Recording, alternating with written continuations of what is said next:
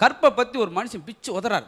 கற்புன்றா எப்படி இருக்குன்னு தெரியுமா? கண்ணகி சீதையை நான் பார்க்கிறேன், அவர்களை நான் நோக்கிறேன் அப்படின்னு சொல்லி பயங்கரமான பேச்சு. கீழே வந்தோன்னே, ஐயா சின்ன வீட்டுக்கு போமா பெரிய வீட்டுக்கு போமா அப்படின்னு காரணம். சரி போ, சின்ன வீட்டுக்கு போ. இவருக்கு இந்த பேச்சு அங்கே பேசினாரு. நடக்காது சில இடத்துல. உழைப்பால் உயர்ந்தோம், உழைப்பால் உயர்ந்தோம் அப்படின்னாரு. யார் உழைப்பாளையா உயர்ந்த நீ? அதுக்கு அடுத்த கேள்வி. நான் அவர் எங்கேருந்து அதெல்லாம் சொல்ல முடியாதுல்ல. ஏன்னா ஒரு கவிதை, அழகான ஒரு கவிதை எழுதியிருந்தாங்க. வெளிநாட்டு அரசியல்வாதி அப்படி கூட்டத்தில் போகும்போது அவர் பையிலேருந்து யாரோ 10,000 ரூபாய் எடுத்துட்டாங்க, ஒரு எம்எல்ஏ பையிலேருந்து. அப்போ ஒருத்தன் சொல்கிறான், 8,000 ரூபாய் யாரோ எடுத்துட்டாங்க, பாவம் யார் விட்டு பணமோ. ஏன்னா அது கண்டிப்பாக அவரு தான் இருந்துட்டார்.